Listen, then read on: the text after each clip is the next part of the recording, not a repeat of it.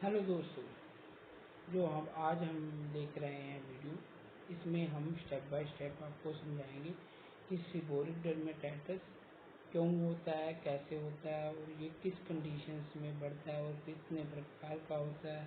इसमें आपके जीन्स का क्या रोल है, इसमें आपकी पैथोबायोलॉजी का क्या रोल है, जिसमें कि मलेरिया का क्या रोल है, बाकी बैक्टीरिया का क्या रोल है, जिसके प्रति लोगों में जानकारी बहुत कम है।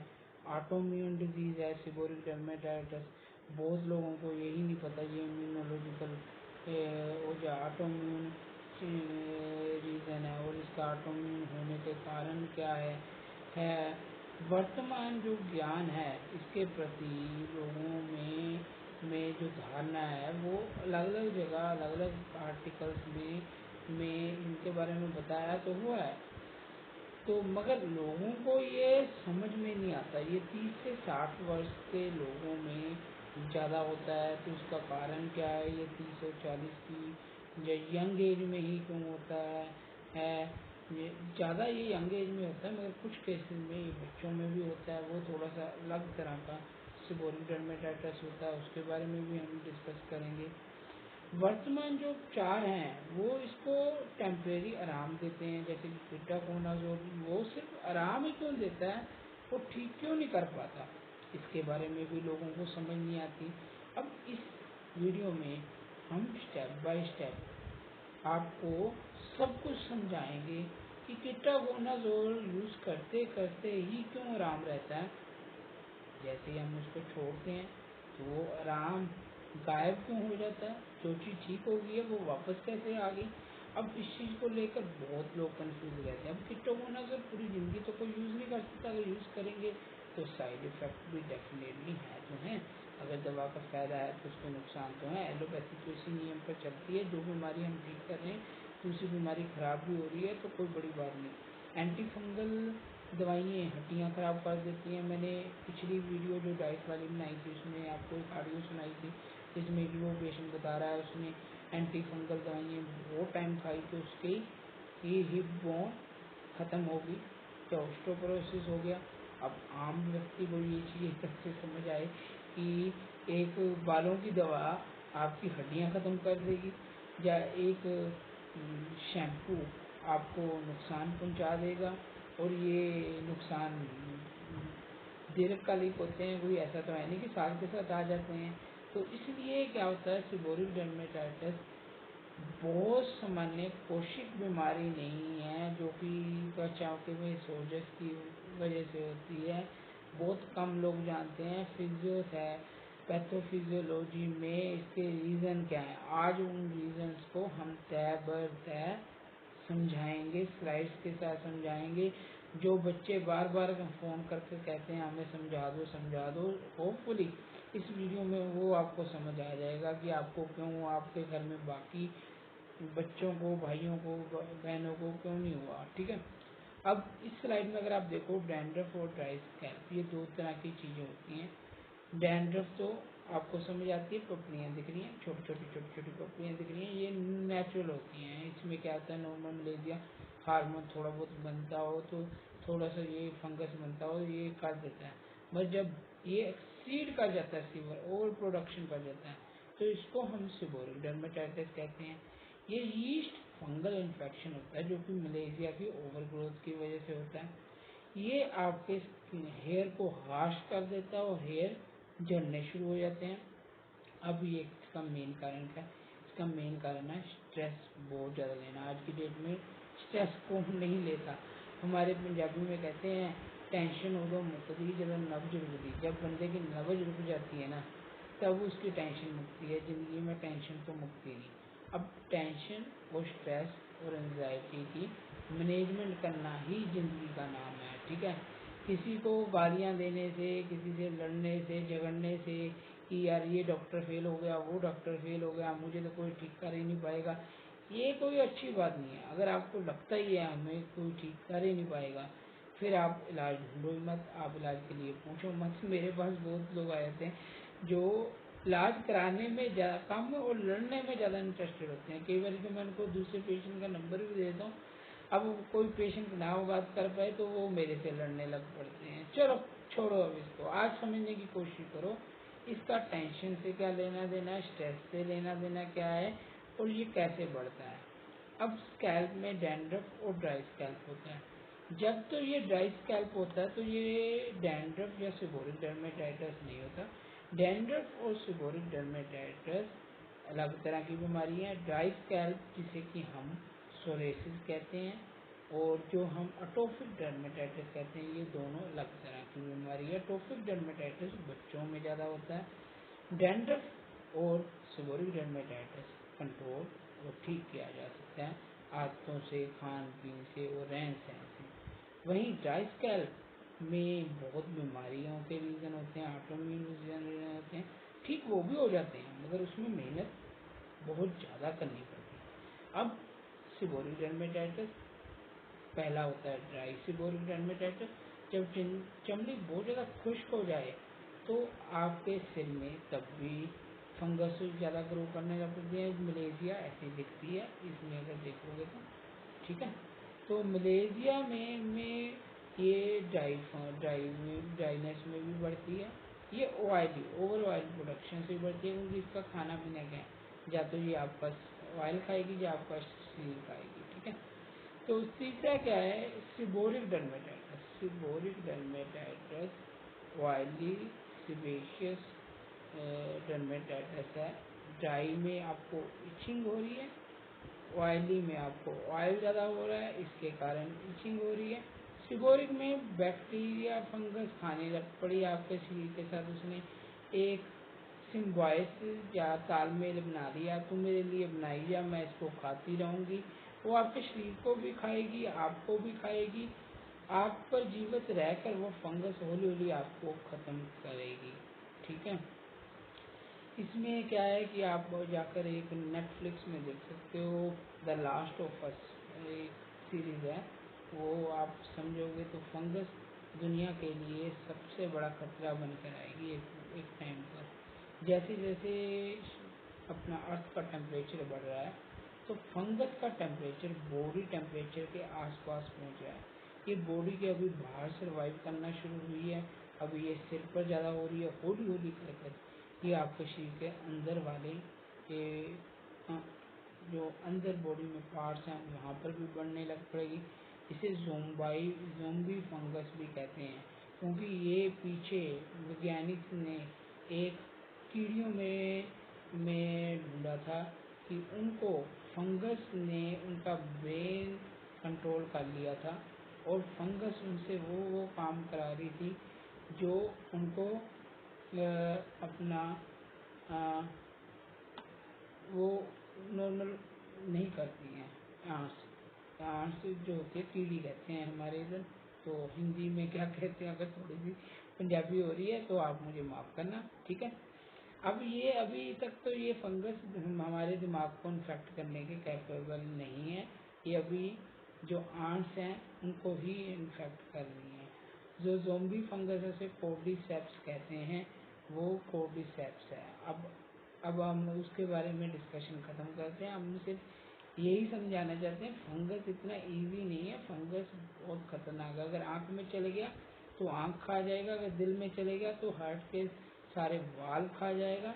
तो अभी फंगस को अगर आप कंट्रोल करते हो तो ये सिर्फ यहाँ तक रुक जाएगा, वरना कई पेशेंट हमारे पास आते हैं उनको फंगस जो होता है जांघों के बीच में भी होता है। उनका फंगस जो होता है कई बार पेनिस के अंदर जो होता है वो बहुत डिफिकल्ट होता है, या यंगस्टर खासकर मेल्स में, ठीक है। क्योंकि मैं तो ज़्यादातर मेल्स पेशेंट ही देखता हूँ, क्योंकि female patient as compared to male उसकी ज़्यादा है इलाज बहुत कम कराती हैं, और जो कराती हैं वो 2.5-3 साल तक तो वीडियो देती नहीं, 2.5-3 साल जब हो जाएँ, जब ठीक हो जाएँ फिर जाकर वीडियो देती हैं। As compared to male female की 1-2 वीडियो नहीं है, तो यही कारण है। कई लोग पूछते हैं आप औरतों का इलाज नहीं करते। औरतों का इलाज करना तो आसान है, मगर उनको समझाना मुश्किल है, वो तो ब्रह्मा जी भी फेल हो गए थे वहाँ पर। अब चलो अब आते हैं कि जो ड्राई तरह का होता है वो सोरेसिस होता है, और एक्जिमिक अटोपिक डर्मेटाइटिस होता है। जो दूसरा होता है जो ऑयली टाइप का होता है वो सेबेशियस और डैंड्रफ होता है।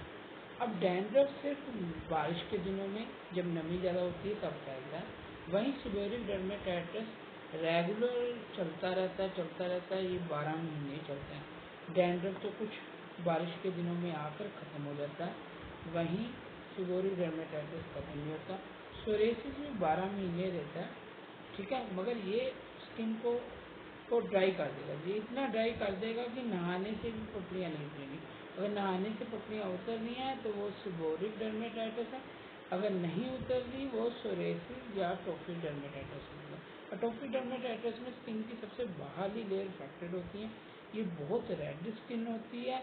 वहीं सीबोरिक आपका वाइट, येलो, ग्रीन हो सकता है। वाइट का मीनिंग कि ये फ्रेश है, येलो का मीनिंग है इन्फेक्शन हो रहा है, ग्रीन का मीनिंग है कि वहाँ पर फंगस बैठकर खा रही है, मजे से ज़िंदगी जी रही है और वो बढ़ रही है और साथ में कुछ बैक्टीरिया भी लेकर आ रही है, ठीक है।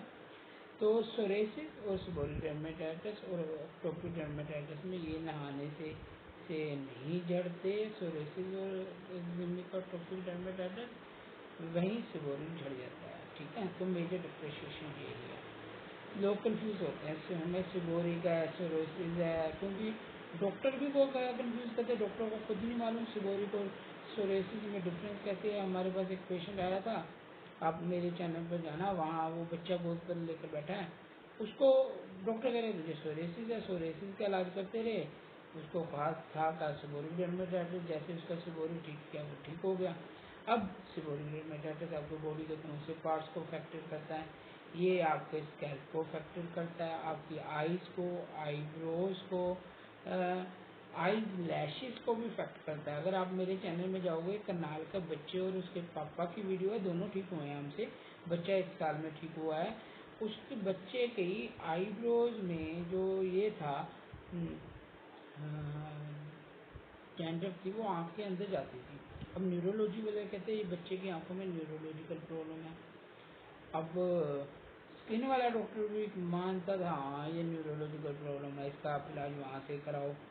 अब उस बच्चे का मैंने इलाज किया, उसकी मैंने आंखें भी ठीक की, अब उसको कोई न्यूरोलॉजिकल प्रॉब्लम नहीं है। उसे होता क्या था, जब भी आँखों से पलक के अंदर गिरता था ना, जब भी उसके आँख के अंदर गिरता था वो जो फ्लेक्स होते हैं, तो आँख उसको निकालने के लिए फड़कना शुरू हो जाती थी। अब उसको वो न्यूरोलॉजिकल डिसऑर्डर लग गई, जैसे उसका सीबोरिक डर्मेटाइटिस ठीक हुआ, उसका न्यूरोलॉजिकल डिसऑर्डर ठीक हो गया। वहीं उसके पापा को पुरानी एलर्जी थी, एलर्जी के कारण उनको नाक के अंदर जुकाम रहता था, जैसे ही जुकाम उनका ठीक हुआ, उनका एलर्जी ठीक हो गई, एलर्जी स्किन की एलर्जी भी ठीक हो गई, सीबोरिक डर्मेटाइटिस भी ठीक हो गया। उनको लगता था मुझे भी 1 साल लगेगा, उन्होंने अपना इलाज बहुत लेट शुरू कराया, मगर वो तकरीबन 4 मंथ में ठीक हो गए। वो मैं भी नहीं सोचता वो 4 मंथ में ठीक हो जाएंगे, मगर वो बहुत जल्दी ठीक हो गए। अब ये आईब्रोज के अलावा ये कहाँ होता है, नेज़ोलेबियल फोल्ड, कान के पिछली तरफ, ठीक है। स्कैल्प में सबसे ज़्यादा होता है और ज़्यादातर लोग स्कैल्प के लिए आते हैं, उसके बाद आईब्रोज में, उसके बाद ईयर्स की बैक साइड में नेज़ोलेबियल फोल्ड जो यहाँ पर, ठीक है। और इसके बाद कहते हैं ये आपके चिन में मेलोबियल फोल्ड्स में भी होते हैं। अब इसके बाद हम समझते हैं ये होता क्यों है। जो आपकी स्किन है ना, हेल्दी स्कैल्प की जो स्किन है वो स्टेबल होती है, ये इसके ऊपर अगर पानी गिरे तो ये वाटरप्रूफ होती है, ये जो इसके अंदर लिपिड बन रहा होता है वो वाटर को स्किन के अंदर नहीं जाने देता। जैसे ही ये स्किन में कुछ स्किन इंस्टेबिलिटी आ जाती है, या तो इम्यूनोलॉजिकल रीजन से आ गई या जेनेटिकल फैक्टर से आ गई, इससे क्या होगा, डिसबॉयस यानी कि बैलेंस सारा बिगड़ जाएगा। अब जब ये बैलेंस बिगड़ जाएगा तो आपका जो इम्यून सिस्टम आपको बचा रहा था, जिसको हम कहते हैं इम्यून फैक्टर्स होते हैं, अगर टेक्निकल में मैं समझाऊंगा बहुत लोग मुझे कंप्लेंट करेंगे, चलो फिर भी मैं समझाता हूँ। MPZL3 और ZNF750 फैक्टर्स नॉर्मल स्किन में पैदा होते हैं। ये नॉर्मली क्या करते हैं, अगर स्किन में कोई भी चीज़ स्किन को पार करके, बैरियर को पार करके अंदर आ रही है, उसे ये अंदर आने नहीं देते, चाहे वो पानी है, चाहे वो पानी के साथ लेड और पोल्यूटेंट है। जैसे ही ये खराब होगा, ये लेड पोल्यूटेंट वगैरह अंदर घुसना शुरू हो जाएंगे। इससे क्या होगा, सीबम प्रोडक्शन और माइक्रोबियल एक्शन ऑन स्किन होगा, क्योंकि यहाँ जो जो इसको फंगस खाने लग पड़ेगी। फंगस जब ज़्यादा खाने लग पड़ेगी तो स्किन ड्राई हो जाएगी, इरिटेटेड हो जाएगी, स्किन का बैरियर ख़त्म हो जाएगा। इससे क्या है, सिम्टम आएंगे। सिम्टम क्या आ रहे हैं, देखो, visible flakes on the of dandruff on on अपनी स्किन पर आपके फ्लेक्स यानी पपड़ियाँ दिखने लग पड़ेगी, स्किन रेड हो जाएगी, ये खारिश करने लग पड़ेगी और ये फूल जाएगी। अब इसके बाद क्या है कि अब स्किन का क्या रोल है। स्किन में ये कॉर्नियल लेयर होती है जो सबसे ऊपर है, इसके बाद लिपिड होती है। कॉर्नियल लेयर जो होती है ये रूखी स्किन होती है, इससे जो लिपिड है इतना मॉइस्ट रखते हैं कि ये अपने अंदर कुछ आने नहीं देते, ये वाटर प्रूफिंग करते हैं। जब ये लिपिड को का बैलेंस बिगड़ जाता है तो ये सब कुछ शरीर के अंदर आने लग पड़ता है। जैसे कि इस पिक्चर में ये रेडनेस आप देख रहे हो, ये जो रेड रेड रेड है ये तत्व अंदर आने लग पड़े। जो जर्म्स अंदर आने लग पड़ेंगे वो स्किन बैरियर में डिसरप्शन ले आएंगे, स्किन को रेड कर देंगे, इचिंग कर देंगे और बैरियर से क्या हो जाएगा, ये सूख जाएगी। ठीक है, अब ये कैसे ख़राब होता है उसका इस पिक्चर में देखो। ह्यूमन्स हैं, ह्यूमन में मलेरिया रहता है और ये अपने बॉडी के जो इम्यून सिस्टम है इसको लगातार मारते रहते हैं। जैसे कोई बंदा इम्यूनो कॉम्प्रोमाइज हो जाए, किसी को एड्स हो जाए या किसी वैसे ही इम्यूनिटी कम हो जाए, जैसे कोरोना में बहुत लोगों की इम्यूनिटी कम हुई है, वैक्सीनेशन के बाद भी बहुत लोगों की कम हुई है, तो ये लाइपेज एंड फॉस्फोलाइपेज को मलेरिया पचाने लग पड़ेगा। जब ये खाने लग पड़ेगा ये ओलिक एसिड, आर्किडोनिक एसिड ये तेजाब बनाएगा। जब चमड़ी पर तेजाब देता है क्या होता है, सोजस आती है, इचिंग होती है, ऊपरली चमड़ी से नीचे वाली चमड़ी तक वो पानी आ जाता है जो कि एसिड के साथ आ जाता है। ये स्किन की चमड़ी को सुजा देता है, फुला देता है। अब स्किन की चमड़ी जब सूजने और फूलने लग पड़ी तो यहाँ पर जो अपना इम्यूनोलॉजिकल फैक्टर है, ये नर्व एंडिंग को कहते हैं ओवर एक्साइटेड। जब नर्व एंडिंग ओवर एक्साइटेड होगी ये आपको कहेंगे बेटा खारिश कर तो तुझे आराम देगा। खारिश का मजा और सजा होता है। नॉर्मल लेयर में जो नॉर्मल बैरियर होता है ये अंदर किसी जर्म्स को आने नहीं देते हैं। यहाँ अगर आप देखोगे तो देखो तो आपको ये चीज़ें समझ आएंगी कि आपके जो ये स्किन की अगली वो चलेगी, पिछले इसमें जाते हैं। ये जो आपके बैरियर हैं एपिडर्मल या नॉर्मल बैरियर है, ये जब डिस्टर्ब हो जाता है, अब ये डिस्टर्ब क्यों होता है कि स्ट्रेटम कॉर्नियम जो आपकी नॉर्मल लेयर है स्किन की ये अब नॉर्मल हो गई है। ठीक है, अब जब ये बैरियर टूट गया है तो ये क्या करेगा, ये आपके के इंटरसेलुलर लिपिड डिसरप्शन करेगा जिससे कि फ्लेकिंग, रेडनेस और इचिंग आ जाएगी। ये कहाँ कहाँ आती है आपकी बॉडी में, ये देखो फेस पर, स्कैल्प पर सबसे ज़्यादा आती है जो मेनली आती है। उसके बाद चेस्ट में भी होती है लोगों के, आर्म्स पिट में भी होती है। ठीक है, जांघों के बीच में भी होती है और ये अम्बलाइकस में भी, जहाँ जहाँ नेचुरल फोल्ड है ना बॉडी के, वहाँ वहाँ ये अपॉर्चुनिटी लेकर जहाँ पसीना रुकता है वहाँ क्या आता है, फंगस को तो नमी चाहिए, नमी वाले एरिया में ज़्यादा पकड़ेगी। फेस सिर अफेक्टेड हो जाता है, बैक भी कईयों की हो जाती है, कईयों की हिप वाला बीच का रीजन भी होता है, कईयों की ये जो अपना नीज है पोप्लिटियर फोसा यहाँ पर भी हो जाती है। ठीक है, तो अब मैंने जूम कर दिया था, अब थोड़ा सा समझ गए होगे इसे अच्छे तरीके से। अब हम दोबारा अगली स्लाइड पर जाते हैं। ये स्लाइड पहले आ गई थी तो अब दोबारा समझाता हूँ।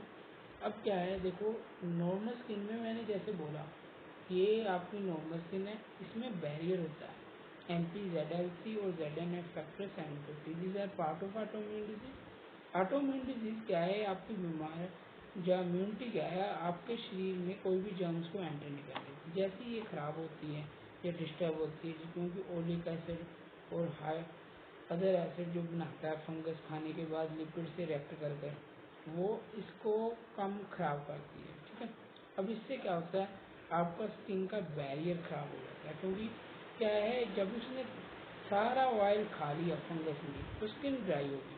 जैसे स्किन ड्राई हुई, आप नहाने गए या आप कहीं पोल्यूटेंट में गए या जर्म्स में गए, वो जर्म्स स्किन में एंटर करने लग पड़ेंगे।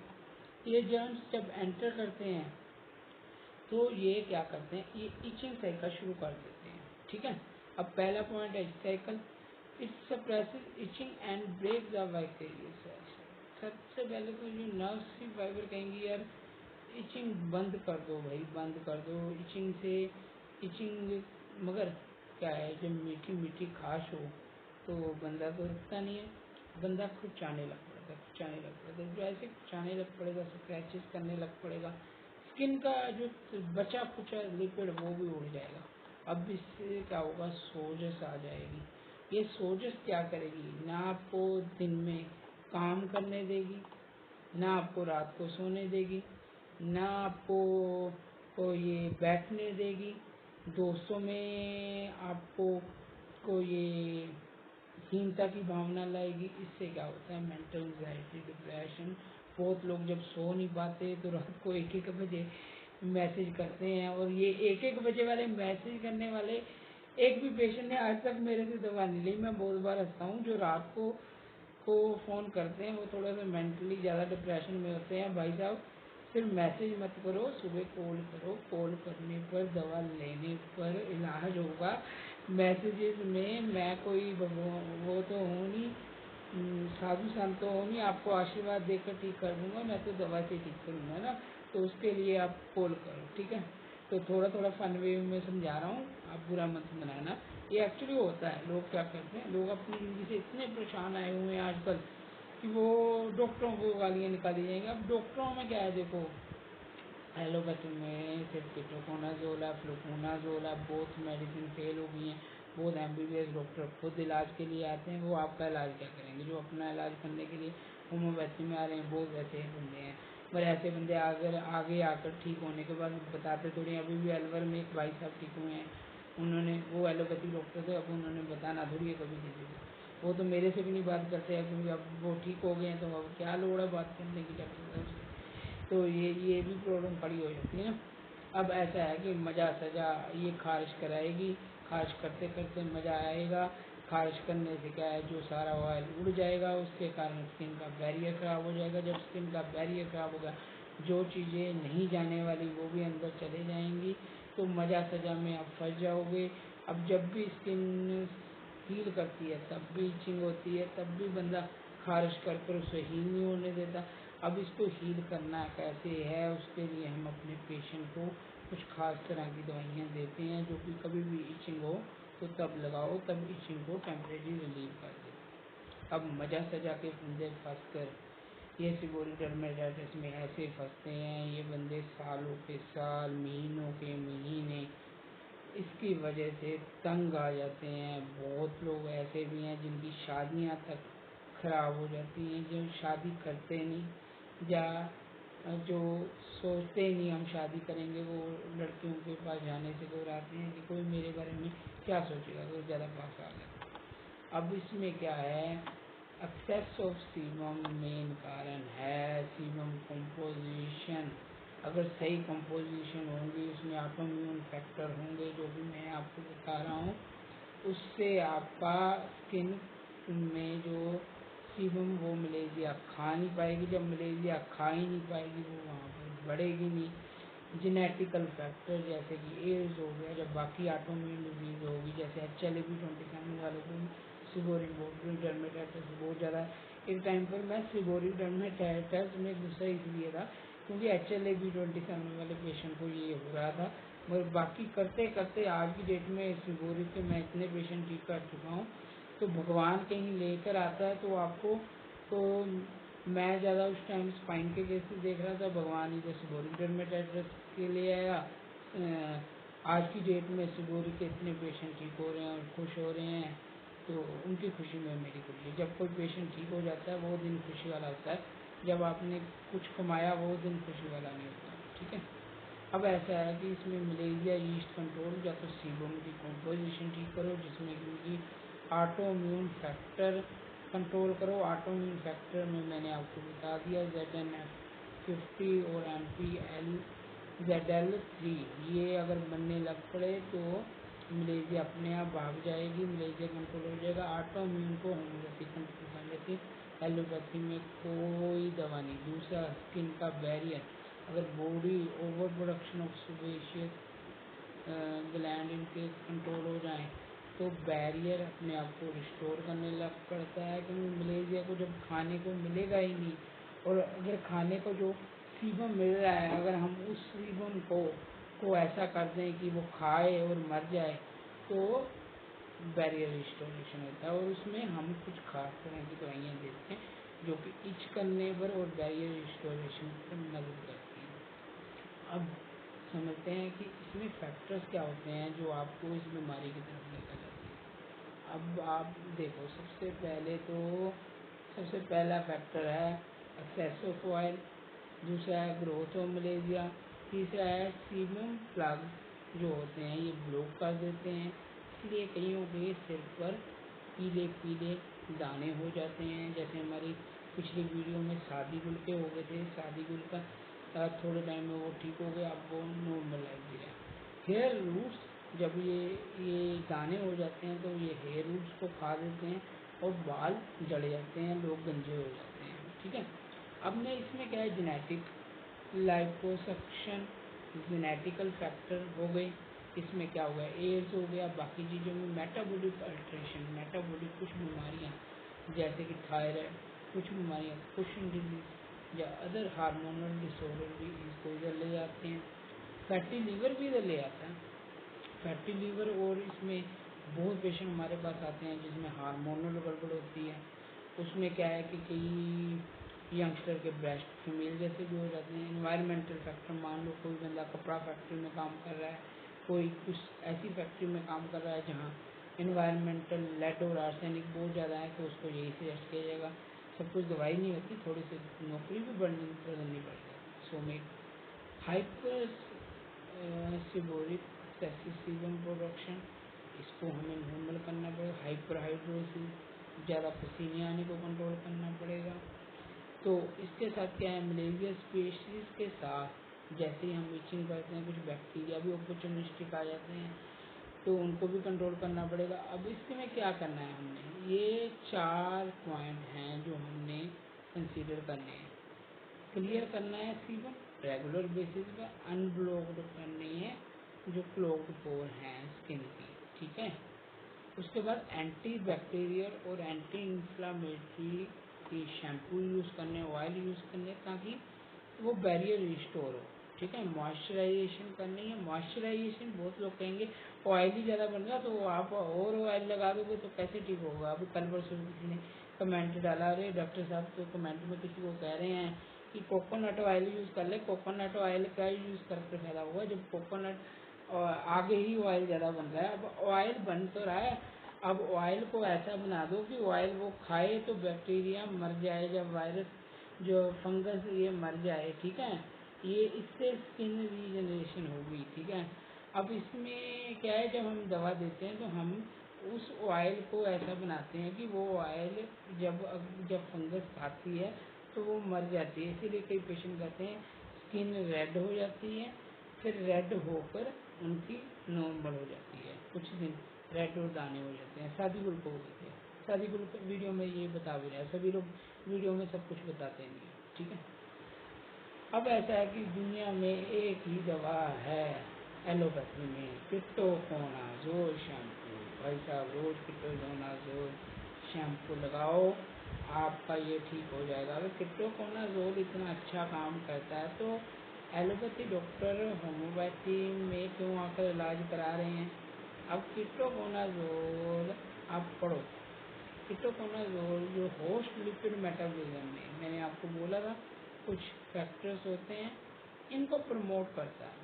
ठीक है, जो ऑटोइम्यून फैक्टर्स को। इसलिए जब तक आप कीटोकोनाजोल खाते हो टेम्परेरी आपको आराम आ जाता है, नो डाउट आराम करता है कीटोकोनाजोल। कीटोकोनाजोल का काम क्या है कि आपके ये फंगस को नहीं मारता, ये लिपिड को हेल्दी फैटी एसिड में कन्वर्ट कर देता है, जो कि आपके के इसको मलेरिया को बढ़ने नहीं देता। अब समझो, कीटोकोनाजोल शैम्पू आपने लगाया, फंगस उड़ गई। सभी लोग कहते हैं अरे डॉक्टर साहब कीटोकोनाजोल लगाते हैं हमें दिखता नहीं है। जैसे ही हम बंद करते हैं कुछ महीनों में, कईयों को तो कुछ दिनों में वापस दिखने लग पड़ता है। तो उसका कारण क्या है? जो कीटोकोनाजोल ने जो आपके ये हेल्दी फैटी एसिड बनाने शुरू किए थे, जैसे ही आप उसका उपयोग बंद करते हो, शरीर में बायोटिन प्रोड्यूसिंग बैक्टीरिया कम हो जाते हैं। अब शरीर के जो बायोटिन प्रोड्यूसिंग बैक्टीरिया हैं वो आपकी के स्किन का बैरियर हेल्दी रखते हैं, और फैटी एसिड जो बनते हैं, बॉडी के लिपिड बनते हैं, वो आपकी स्किन को ड्राई होने से बचाती है। मगर ये कब तक चलाओगे कीटोकोनाजोल? कीटोकोनाजोल पूरी ज़िंदगी तो लेना नहीं, क्योंकि हर दवाई के इफेक्ट हैं, तो साइड इफेक्ट है। इसी कीटोकोनाजोल के साथ डॉक्टर फ्लूकोनाजोल दे देते हैं।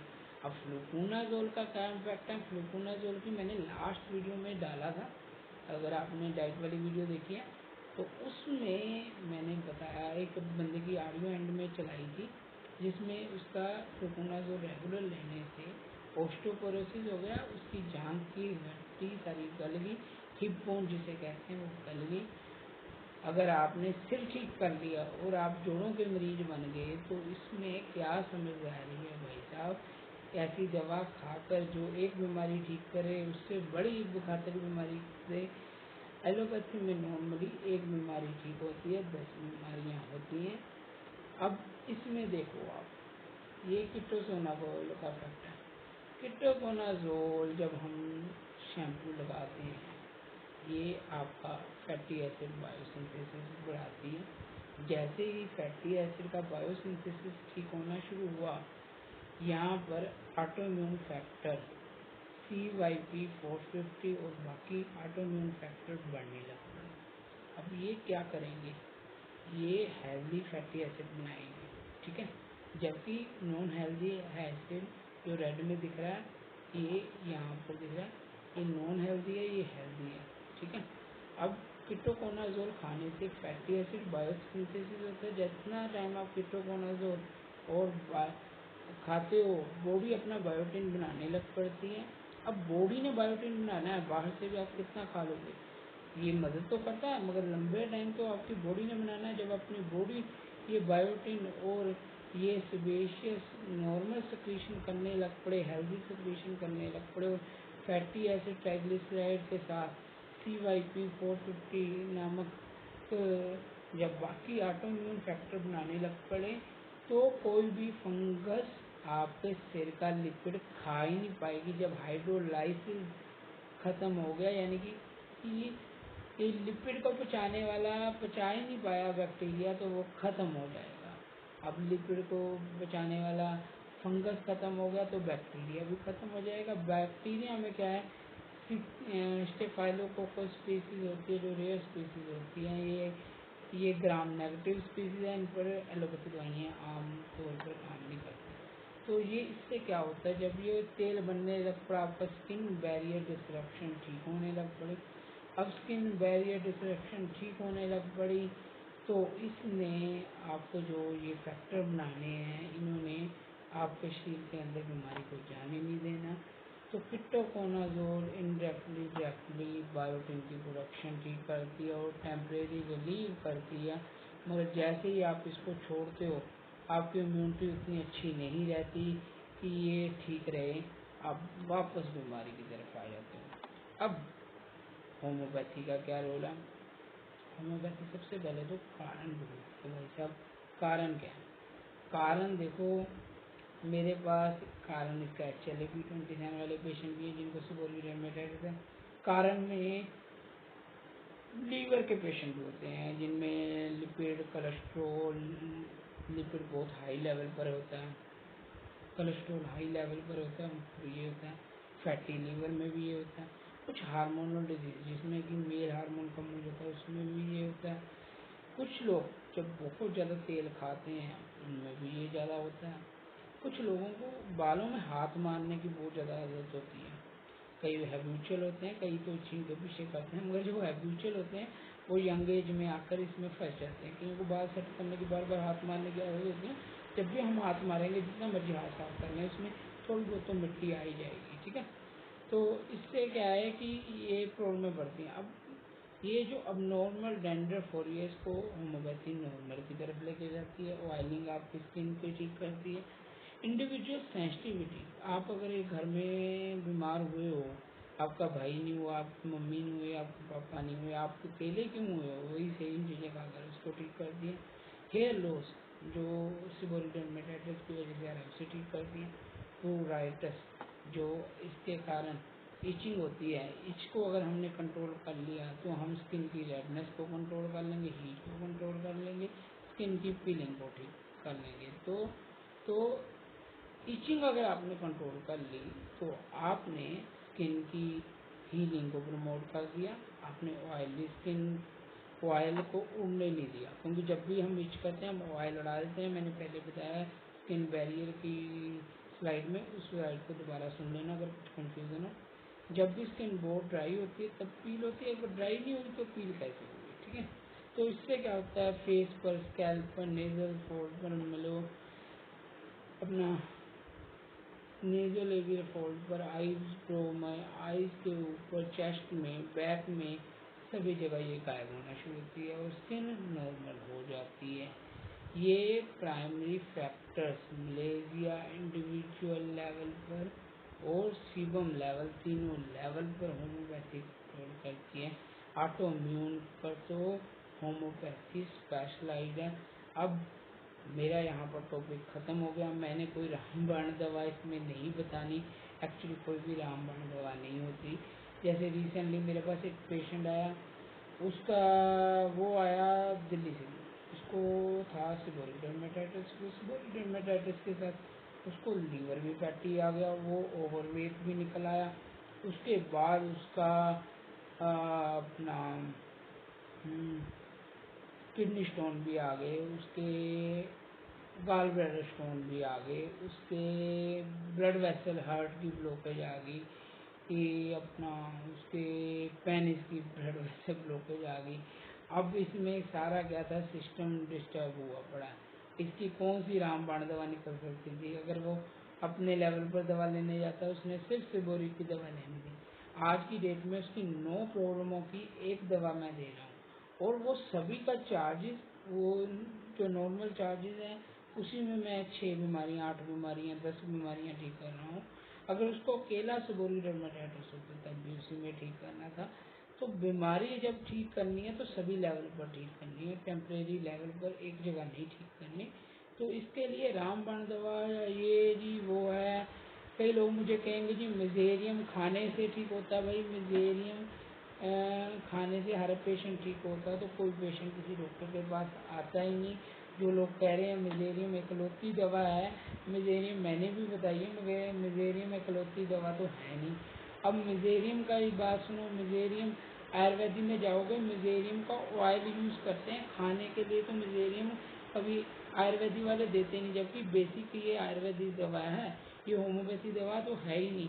होम्योपैथी में क्या करते हैं लोग, मिस यूज़ करते हैं। वो कहते हैं जी एक नीम हकीम खतरा जान। आजकल क्या है कि रामबाण दवा बताने का प्रचलन चल रहा है, जितने बड़े आप झूठे हो उतना लोग पसंद करते हैं। सच्चाई में लोगों को शक ज़्यादा होता है। जैसे जो पेशेंट की मैंने वीडियो डाली है, इनमें भी 50 लोग कहेंगे यार ये पेशेंट सच्चा है झूठा है। ये देखो दिल की मानो, अगर दिल कहे कि हाँ जी सच बोला जा रहा है और सच चला जा रहा है तो आप इलाज के लिए आओ, नहीं मानता तो ना आओ। अगर आपका दिल नहीं मान रहा तो मेरा भी कभी दिल नहीं मानता। अगर मुझे आपका बोलचाल नहीं ठीक लग रहा, मैं ब्लॉक कर रहा हूँ, तो आप कृपया कहीं और से इलाज कराओ। गालियाँ देने से, लड़ाई करने से मैं दवा तो देने वाला नहीं हूँ, उल्टा उससे मैं उस बंदे को पूरी ज़िंदगी याद रखूँगा। अगर वो फ़ोन मोबाइल भी चेंज कर देगा, मुझे उसका नाम, उसका पता और वो बंदा तो याद रहेगा। तो मैं उसका दोबारा थोड़ी इलाज करूँगा। ज़िंदगी में इज्जत करो, इज्जत कराओ। माना बीमारी डिप्रेशन लेकर आती है और सीबोरिक में जब नींदें नहीं आती लगातार दिनों के दिन और रातों के रात लोग मैसेज करना शुरू हो जाते हैं। ये जो रात को मैसेज करते हैं 12 बजे 1 बजे, आज तक एक पेशेंट ने भी इनमें से दवा नहीं ली। मगर ये कंप्लेंट करने वाले सबसे बड़े होते हैं और सबसे ज़्यादा लड़ाके चढ़ाके झगड़ाऊ इनको एक नंबर से ब्लॉक करो, ये दूसरे से बात करेंगे, दूसरे से ब्लॉक करो, तीसरे से बात करेंगे। तो अपना थोड़ा सा भगवान का नाम लो, ठीक है। दवा अपनी जगह, कहते हैं जहाँ दवा काम नहीं आती वहाँ भगवान का नाम काम आता है। दवा के साथ, प्रार्थना के साथ, संयम के साथ चलना पड़ता है। वी की ठीक हो, हम अगर इलाज करने वाले हैं, अल्लाह या भगवान ठीक करने वाला है वही आपको ठीक करेगा। तो आपको शांत रहना सीखना चाहिए, खुश रहना सीखना चाहिए। वह शांत, खुश और भरोसा करोगे तो जल्दी कोर्टिसोल कम होगा। कोर्टिसोल जितना कम होगा, स्ट्रेस हार्मोन है, उतना ऑयल प्रोडक्शन कम हो जाएगा। जितना ऑयल प्रोडक्शन कम हो जाएगा उतना सेबोरिक डर्मेटाइटिस अच्छा हो जाएगा। तो आज भी मैंने सोचा था वीडियो मैं छोटी से छोटी बनाऊंगा, मगर करते करते अब क्या करें, 40-45 मिनट की बन जाती है। अब ये वीडियो अगर मैंने इंग्लिश में बनाई ना तो आप देखना कम से कम 1.5-2 घंटे की बनेगी, क्योंकि इसमें बताने के लिए इतनी ज़्यादा नॉलेज है। मैंने तो आपको आधे से आधा बताया, फिर भी बहुत लोग कंप्लेंट करेंगे जी वीडियो लंबी बन गई। अब ऐसा है कि सच्चाई अगर बतानी है, सच्चाई थोड़ी सी लंबी हो जाएगी, झूठ बताना तो कम भी हो सकता है, ठीक है। तो आज की हमारी वीडियो यहाँ पर ख़त्म होती है। नेक्स्ट टाइम हम इसी टॉपिक पर सेम स्लाइड में इंग्लिश में भी वीडियो लेकर आएंगे। वो थोड़ी सी लेंथी हो जाएगी, क्योंकि हिंदी ऑडियंस कह देती है कि आप इतना मत समझाओ, इतना हमें टेक्निकल समझ नहीं आता। मगर फिर भी मैं टेक्निकल तो समझा ही देता हूँ, साइंटिफिक समझा कर ही ज़्यादा। अनसाइंटिफिक को झूठ बोलने वाले तो हज़ारों लाखों बंदे बैठे हैं, अगर मैं भी उनके साथ झूठ बोलूँगा हाँ जी तो फिर चलेगा नहीं ना। देखो, दवा खाने से, ऑयल यूज़ करने से, शैम्पू लगाने से आप ठीक होगे। ऐसा नहीं कि केवल दवा से ठीक हो जाओगे, या दवा के बिना कोई ठीक हो जाएगा। आजकल तो नया प्रचलन होम्योपैथी में चल गया कि बिना दवा के भी लोग ठीक कर रहे हैं। अब वो बिना दवा वाले तो ऐसा होता है कि अगर 100 बंदों को अपना बाबा जी कह देते हैं ना, बेटा तुझे पुत्र होगा, तो 100 में एक को तो पुत्र हो जाता है। जो एक का पुत्र हो जाता है वो आगे 100 बंदे ले आता है। तो दुनिया की प्रथा तो ऐसे ही है, झूठ पर जिंदगी ज़्यादा लंबी है। सच्चाई तो लोगों को पसंद नहीं आती, क्योंकि सच्चाई हमें सुनना और मानना हमारे कल्चर में नहीं है। हमारे हिंदुस्तान में जब आप पैदा होते हो आपको कहते हैं ये आपके चाचा जी हैं, आप इसके पाँव को रोज पाँव छू कर जाने हैं। अगर चाचा जी दारू भी पीते हैं फिर भी उनके प्राण पाँव को हाथ लगाकर उनको इज्जत देकर जाना है। इज्जत कमाई जाती है, इज्जत धक्के से ली नहीं जाती। तो अगर आप भी पेशेंट हो, आप भी मेरी इज्जत करो, मैं आपकी भी इज्जत करूँगा। मगर अननेसेसरी इतनी ज़्यादा कॉलिंग हो जाती है ना, बंदा किन किन लोगों से अच्छे तरीके से बात करे। और बहुत बारी तो यही होता है, एक ही पेशेंट 6 नंबर से बात कर रहा है तो कितना करें। अब आज भी एक महाराष्ट्र से लड़की थी, मैं लड़कियों का इलाज नहीं करता, अब उसका मैंने कहा चलो मैं तेरा इलाज कर दूंगा। फिर वो दूसरे से फ़ोन करा रही महाराष्ट्र के, फिर वो तीसरे से करा रही। वो 6 बंदों की कॉल आई है और पेशेंट एक था, और 6 से इंक्वायरी हो रही है। और जो 6 लोगों से इंक्वायरी कराते हैं वो कभी नहीं दवा लेते, क्योंकि जो दूल्हे ज़्यादा दुल्हन देखते हैं वो कभी शादी नहीं कर पाते, क्योंकि वो कभी सेटिस्फाइड ही नहीं हो पाते।